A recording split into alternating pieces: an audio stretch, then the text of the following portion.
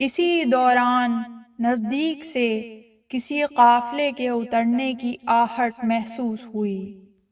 جابر چونک کر اٹھ کھڑے ہوئے، جیسے کوئی کہہ رہا ہو، جابر اٹھو، میرے پاس میری بہن آ رہی ہے، اس کا استقبال کرو۔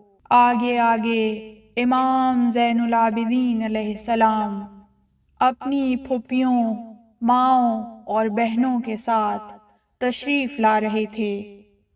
جابر ابن عبداللہ نے آگے بڑھ کر سید سجاد کو گلے سے لگا لیا۔ امام نے صحابی رسول سے فریاد کی، دیکھیے یہ وہی جگہ ہے جہاں ہمارے مردوں کو قتل کر دیا گیا، بچوں کو ذبح کر دیا گیا، عورتوں کو قید کر لیا گیا اور خیموں کو جلا دیا گیا۔